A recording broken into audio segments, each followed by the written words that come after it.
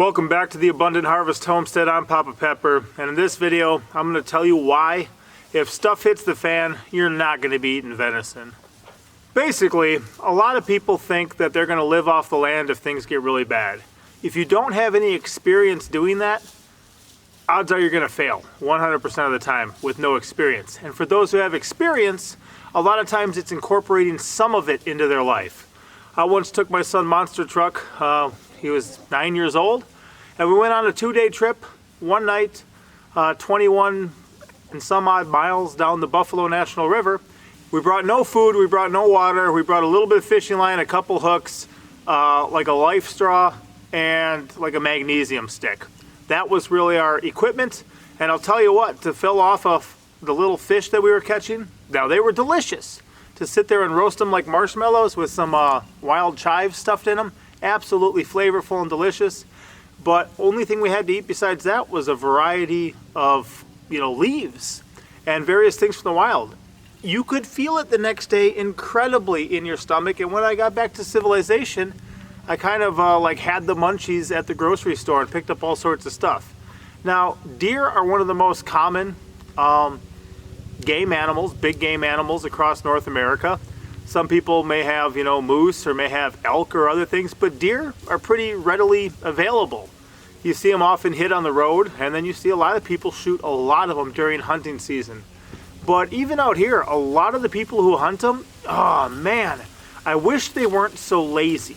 It can't all come down to ignorance. A lot of it has to come down with laziness. I think that's one reason why, even though gar is one of our top target species, probably our top target species, there's so much false information, even amongst, local redneck country folk, about them. Oh, they're too bony, all this stuff. Like, they have too big boneless backstraps. The problem is the people are probably too lazy just to snip right up the spine and take them out.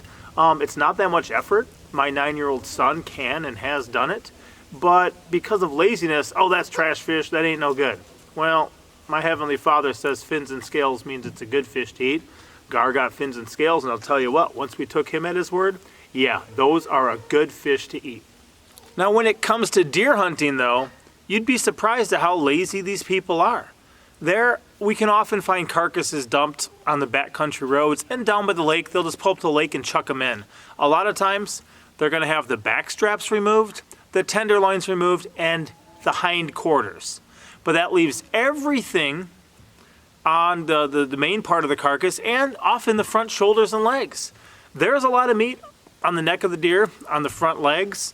There's a lot of meat on the ribs and stuff. Now, with ignorance, I used to not take the meat off of the ribs. If you talk to somebody like Zach Bauer from An American Homestead, that's his favorite thing, is venison ribs off of that. I would always just see them tossed and discarded, so I never even thought about eating them. It wasn't until maybe last year or the year before that I finally started cutting those out. I got some in my smokehouse right now and making like a jerky out of them that is absolutely amazing. Well, it doesn't last very long. We eat a bunch of it right away, save some in the fridge for the next day, and then it's gone. It's not a shelf-stable jerky, but that stuff is so delicious, I'm never going to do that again. Just throw that away. But to see how much people waste right now is absolutely insane.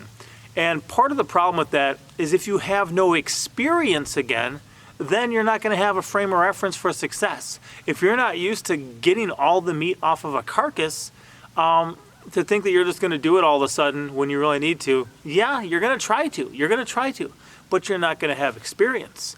Also, recently I just made some delicious jerky. It was actually the first venison jerky we ever made in our smokehouse. We built this thing recently, this year. So that means this is the first year that we have this on our property, the first hunting season we have it on our property. My first opportunity to make venison jerky with it. I shot 2 deer last Sunday, and if you just kind of grab the hide and rip it off of the animal, there's going to be these 2 big, thin pieces of meat. Some people call it like the skirt. I think on like a beef, it'd be like the milanesca. I call it like the fly strip because I think it's that thin part that they can kind of twitch to kind of shake the flies off, encourage them to leave. But that stuff is perfect for jerky. There's like pretty much no fat on it. It's nice and thin. Next time I shoot a deer, I plan on cold smoking some in here. Haven't done any cold smoking yet, but I've got it set up for that capability, I think. I'll have to test it. Why? So that way I can test it and have actual experience in the future. That's important. But the thing is, when it comes to wild game like deer, or even if you move up bigger from there and go to elk and moose, unless you know how to process it and put it up and preserve it, you're going to be wasting a lot. People waste an incredible amount right now. Now, part of that might come from the fact that if you have a $25 hunting license in the state I live in, you can shoot 6 deer in a season, up to 6 deer in a season, and you get 2 turkeys with that tag too. So maybe it's just so cheap and easy to come by that people don't really appreciate it. Maybe they don't really care. Maybe they don't have much appreciation for things. You know, I like to use as much as I can of everything and view everything as a resource, and my life's a lot better because I live that way. But maybe that's where some of that comes from. But a lot of people in a situation where all of a sudden, say, grocery stores are shut down, travel shut down, and things are getting serious. What I would plan on happening is a lot of people would shoot a ridiculous amount of deer in a very short amount of time and waste a lot. And then, of course, you know, if I don't shoot this deer to feed my family, the neighbor's probably gonna, so I better shoot it now whether I can eat it or not. You know, that's the type of competition that we're gonna see from a lot of people. A lot of them are probably gonna be not the best shots because, you know, anything that you could possibly potentially hit, people are gonna be taking shots at. They'll be wounding a bunch probably. The stuff that they do harvest, they're probably not gonna preserve that well. They may not be taking everything off there. I've got an experiment going on in here right now because I want to be prepared ahead of time. Let me show you what's in here, and then I'll get back to some more thoughts on this stuff. Part of the reason I like this smokehouse, my oven only goes down to 170. So I'm actually hot smoking right now, but I'm riding at 150 here, 140 at the top, and 140 at the bottom. And I like to kind of max out about 160 when I'm making this jerky. So going at least 10 degrees cooler than I could in my oven. But check this out. When we get inside here, I've got all sorts of stuff going on. We did both of these deer last night, and eventually we got kind of tired.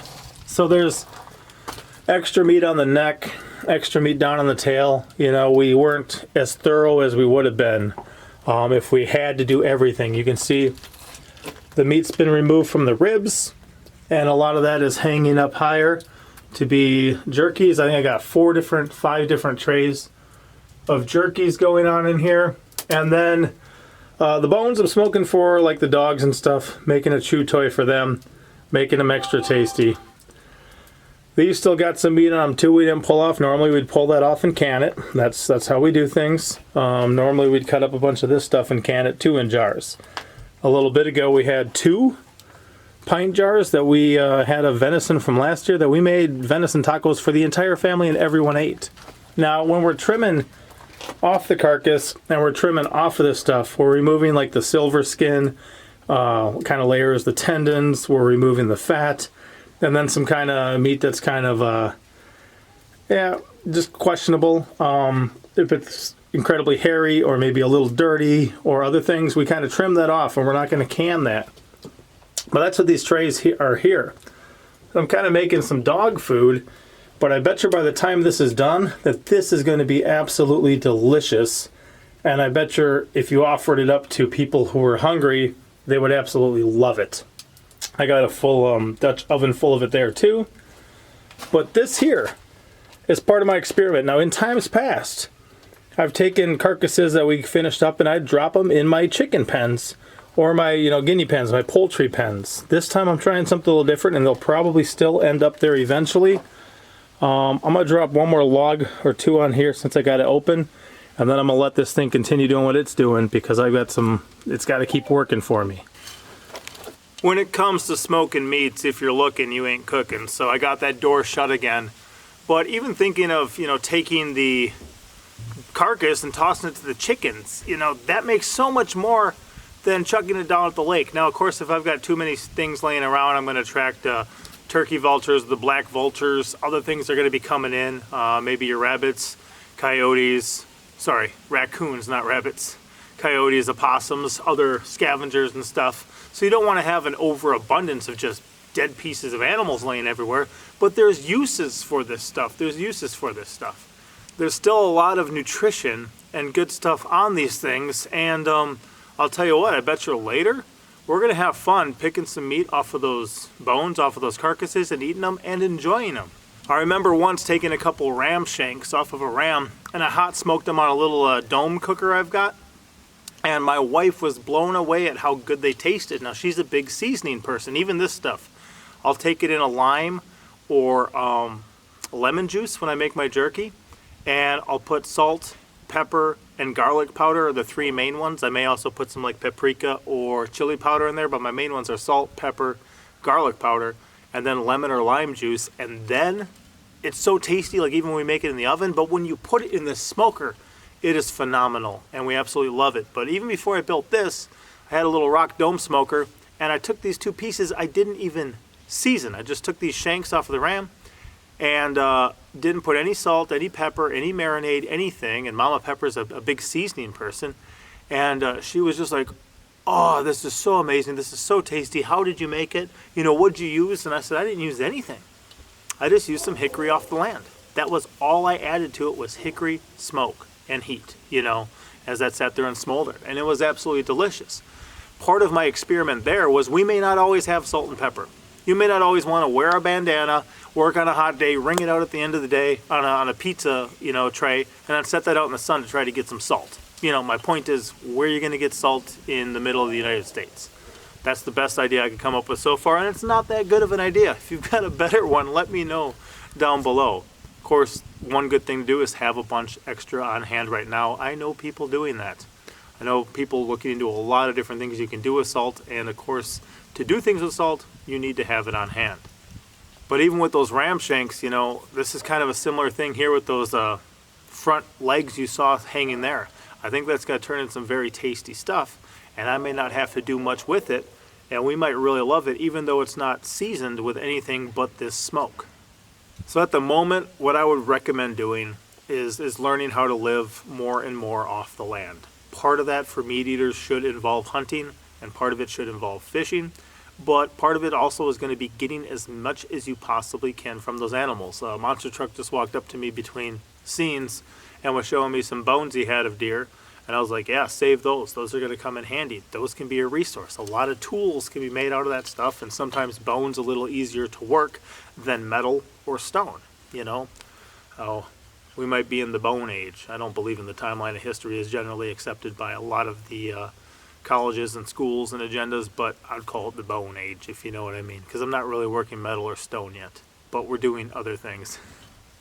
So basically, be friendly, be kind, have good relationships with your neighbors. Even these deer here, I got back from Texas last Friday, and Sunday morning went out and shot these. Right now, it's Sunday afternoon, like a week later. Well, thankfully, I have a good relationship with an old timer up the street who has a walk-in cooler. He was skinning out some goats anyway to feed him and his wife, and he asked me if I wanted the skins. I said, sure. He had those hanging in his walk-in cooler. I said, look, since then, I went to Mississippi, Tennessee, and Louisiana, and was gone for work for quite a bit, not able to take care of these deer, so he let me hang them in his walk-in cooler. I think when I build my outdoor kitchen, it keeps getting better. It keeps progressing, but it keeps getting better too than it would have been originally. A friend of mine suggested, why don't you build a walk-in cooler in that spot you were going to put a smoker? Because I was going to build a big smoker as part of it, but I was going to have a cold smoker as part of it. Once I realized you could run the cold smoker and the hot smoker together, I thought, well, that's going to need to be a separate building because I'm not going to have a fire like this in my entire outdoor kitchen. If I lose this building, oh well. If I lost that whole thing, that would be horrible. So once I moved that design over into this, the cold smoker and the hot smoker as one, that left me with a free area. And my friend goes, you should just put a walk-in cooler there. And I'm like, you're right. Because most of the year it could just sit there, but it's there when I need it. Since I don't have it, thankfully I was able to drop them off at a friend's house. We picked them up last night after sundown, and me and the kids, a couple of little peppers, cut everything up. Got a lot of roasts, got some good backstraps. Don't have any tenderloins. Do you know why? Because that old timer and his wife took all 4 tenderloins off those deer. You want to know why? Because I incredibly encouraged them to. I said, look, these are hanging here. I know you're running anyway for your goats, but please, feel free. If some parts are missing, that's good, that's appropriate, that's right. If somebody is allowing me to store these things at their place and they're preserving all that meat for me, at least for that week, by keeping it refrigerated, I said it's right that some of this stuff would wind up missing. So he took the tenderloins out for him and his wife. That's absolutely awesome. I think they got at least 3 meals out of it from what he was saying last night. But I want to keep that good relationship, because then if things get really bad and say you can't preserve and you can't use it all up, that's the type of guy that I'm going to be dropping food off for. And he's the type of guy who's going to be dropping stuff off for me and my family. In fact, when I was leaving for work and dropping off those deer in his walk-in cooler, he says, look, I know Mama Pepper's got a lot of little helpers at home, but just remember, if she needs more help, we're here too. Old man, old lady saying, you know what? If Mama needs anything else while you're gone, just remember we're here too. That is absolutely awesome. And that's the type of relationship that I want to have with people. So I don't think if things get really bad, there's going to be many deer around. I think the ones that are still going to be around are probably going to be wounded or incredibly skittish. I think a lot of people are going to, with selfishness and greed, eliminate a whole bunch of them really quickly, and then through carelessness and lack of experience, waste a lot of it and let a lot of it go to waste. That's not good, but a lot of things that are reality are not good. And I think that that's where we're going to find ourselves, where that's going to wind up being reality. So don't bank on it. Right now, learn how to get the most out of things, preserve things. Okay, I'm looking into drying, I'm looking into salting, and we're pressure canning stuff. A pressure can jar of that stuff will last quite a while. I know people who've eaten some very old stuff out of there now. People, because of their liability, they don't want to say, a company say, they'll say this is good for up to a year if you use our canning jars. Why do they say that? Is it that 366 days after you can with it, the food automatically goes bad? Of course not. But they don't want to be liable, so they've kind of moved the bar back quite a bit. It's probably good till here, but we're going to say you got 6 months. You got 12 months of storage on this. You got 18 months, something like that. And one fun fact too, I don't know if you guys have ever done this. Let me know if you have. But I've actually taken, say you got a jar of spaghetti sauce, open it up, right? I've actually water bathed with those before and canned stuff back up. And just the lid from the stuff at the store, water bathed it and clicks back down. Put some pickles in there, put something else, all of a sudden later, it was sealed, it worked. So think about that type of stuff too. Maybe you can't afford canning jars. Maybe you can't. Maybe you're on a tight budget. But maybe you buy some stuff that happens to be in jars. Or for a couple extra cents, maybe you can get, a ragu jar of spaghetti sauce as opposed to a great value one in a can. And maybe you buy that. Test it out sometime. If it doesn't work, don't do it. But on my end, I know I've successfully done it before, so I've got that in the back of my mind too. As our storage space increases, then some of that recycling is going to decrease, because we're going to be holding on to more of that stuff because it has use and purpose. I got some smoking to do, some other stuff, but hopefully you found this video beneficial. If so, what was your favorite part? What was the favorite tidbit of truth or good food for thought that you pulled out of it? Let me know in the comment section below. And if there's stuff I missed, or if you disagree with me, if you think, nope, deer are always going to be there in plentiful numbers, even if stuff hits the fan, let me know why you would think that. I don't believe it, but you can try to convince me below. I appreciate y'all. I'll see you next time. Papa out.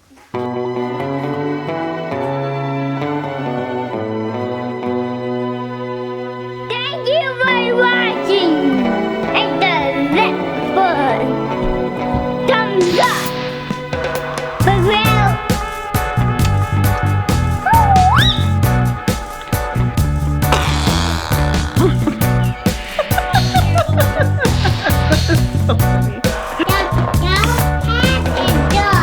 The cowhead is good? Yeah. That's because you know.